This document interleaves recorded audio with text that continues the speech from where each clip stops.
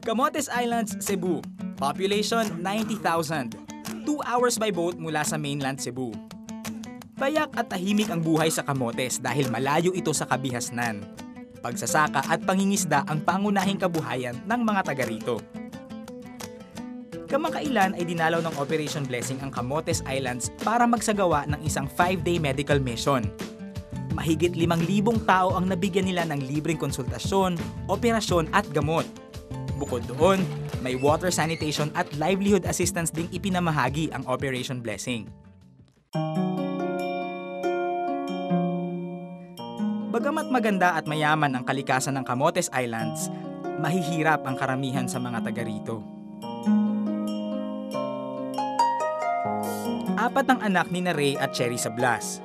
Si Cherry, walang permanenteng pinagkakakitaan.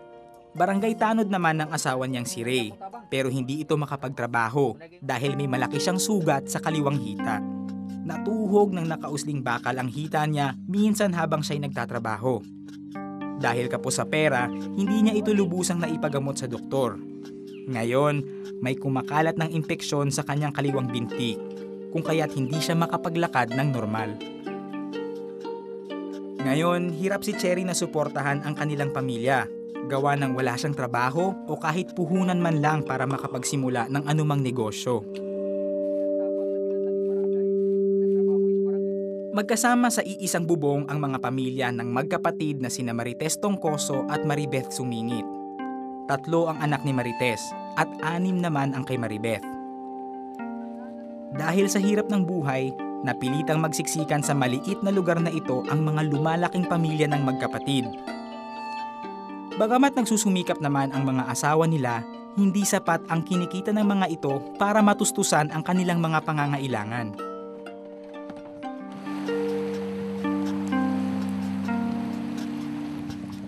May malalaking butas at mahuna na ang lambat ni Reynaldo Encabo. Tuloy ay kakaunti lang ang nahuhuli niyang isda sa tuwing siya'y pumapalaot. Dahil dito, hindi siya makaipon ng 4,000 kailangan niya para makabili ng bagong lambat. Samantala, palubog ng palubog ang pamilya niya sa hirap.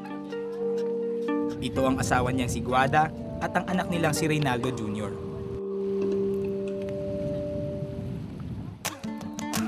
Kapitbahay ni na Reynaldo at Guada ang 5 may bahay na sina Nanay Nelia, Nanay Salome, Nanay Lisa, Nanay Luz at Nanay Cora.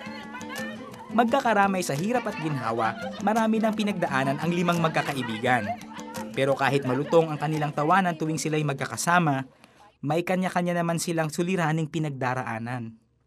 Pag atiman ko sa akong mga anak, ayun na, wala na silang ama. Ayun, ako na nag-ano sa kanila. Pangarap ko ng mga anak namin makatapos sila sa pag-aaral at maluwag-luwag ang namin, panginabuhi. Hanap buhay ang mahirap dito kasi walang permanenteng trabaho. Mahirap ang pangmatahan din ka ng pangitaon. Masaya ko mag-alaga sa aking mga apo at sa mga anak ko. Sa hapong ito, nakidalo si Nanay Cora sa blessing ng isang bagong poso sa tapat halos ng bahay niya. May 12 bagong poso na ipinagawa ang Operation Blessing sa iba't ibang bahagi ng Camotes Islands. Mahirap ang sitwasyon ng tubig dito, at kung hindi sira na ang mga lumang poso, kadalasan ay malayo ang mga ito o marumi na ang tubig na nanggagaling sa mga ito. Si Mary Ann, madaling araw pa lang ay gumigising na para mag-igib ng tubig. 4:30. Gising na kami. Mahirap talaga kasi nag-aaral na yung mga bata eh. Malayo kasi magbayad pa kami para magkaroon kami ng tubig. Ngayon, gaya ni Nanay Cora, may poso nang malapit sa bahay ni na Mary Ann. Nasa tabi lang ito ng kalsada at napakadali ng lakarin mula sa kanilang bahay. Dako jud kaayog natabang namo ron. Nagpasalamat gazud kami kay grabe gazud dako gay natabang namon diri. Ikinonsulta ni Ray ang sugat niya sa medical mission ng Operation Blessing. Doon, tinanggal ng volunteer doctor ang natitirang 5 staples sa hita ni Ray. Dahil walang ipambabayad sa doktor sa ospital, mag-isang tinanggal ni Ray ang ibang mga staples sa kanyang sugat gamit ang isang nail cutter. dahil sa impeksyon, masakit kapag iginagalaw ni Ray ang kaliwang binti niya. Nilinis ng volunteer doctor ang sugat niya at binigyan siya ng ointment at antibiotics para lunasan ng impeksyon. Inaasahang gagaling ang binti ni Ray sa loob ng ilang linggo. Alam ng Operation Blessing na may mas malalim pang suliraning kinakaharap ang pamilya sa Blas kaysa sa sugat ni Ray. Kaya inilam ng Operation Blessing kung anong klase ng livelihood assistance ang maaari nilang ipagkaloob sa pamilya ni Ray at Cherry. Marami sa mga nakasabay ni Ray sa surgical room ng medical mission ay ang mga binatilyong nagpapatuli. Mahal din kasi ang pagpapatuli para sa mga taga-Camotes at malaking tulong sa kanila ang libreng pagtutuling ginawa ng Operation Blessing. Isa sa mga tinulian sa araw na ito ay si Joshua. Kahit bagong tuli, nakipila pa rin siya sa mga batang binigyan ng Operation Blessing ng bagong tsinelas. Kasi naman, pudpud na ang swelas ng nag-iisa niyang pares ng tsinelas. Ito, bago, mas malaki. No?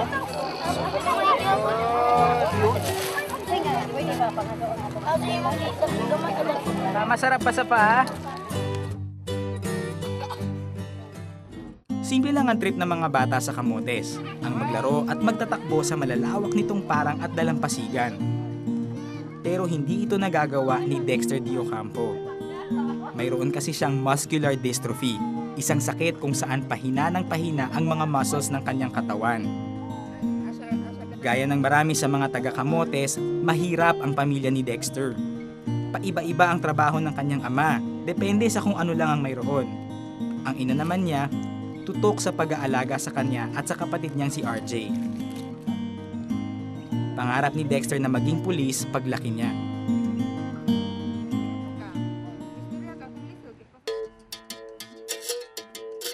Dahil napalilibutan ng dagat ang Camotes, kahit paano ay nakakakuha ang mga taga rito ng lamang dagat bilang pagkain sa araw-araw.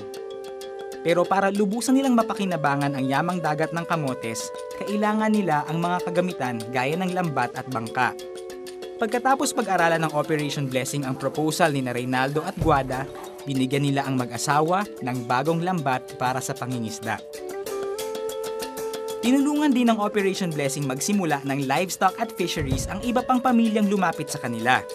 Marami sa kanila, kambing ang piniling alagaan dahil damo lang ang kinakain nito at madali itong paramihin. Mayroon ding nabigyan ng isang biik at ilang pamilya naman ang nabiyayaan ng isang fish cage.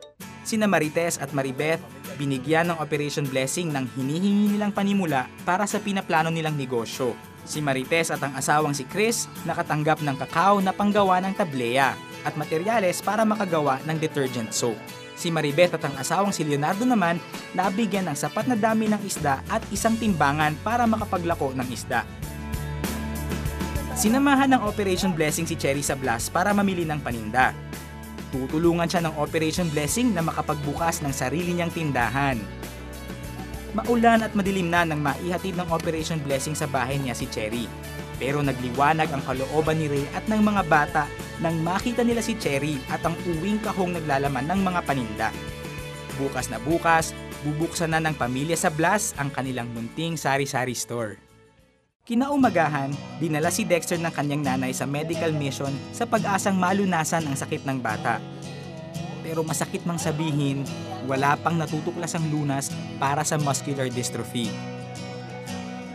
Pagkatapos i-check up si Dexter at si RJ, ginawa ng Operation Blessing ang abot ng kanilang makakaya para tulungan si Dexter sa kanyang kalagayan.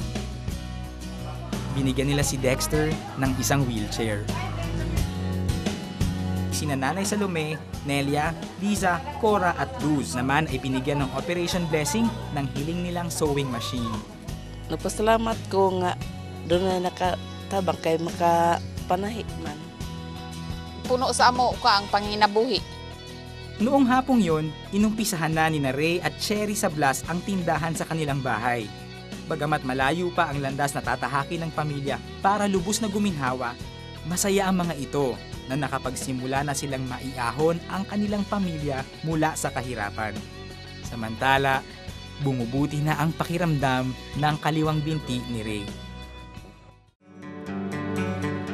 Hindi mahirap tulungan ng mga taga Camotes Islands. Simple lang naman kasi ang mga pangangailangan nila. Yun nga lang, sa kahirapan ng buhay dito, kahit ang maliliit na bagay, malaki na para sa kanila.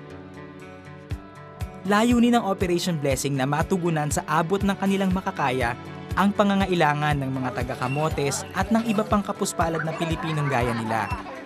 Sana, sa susunod, mas malalaki pang tulong ang maibigay ng Operation Blessing sa kanila.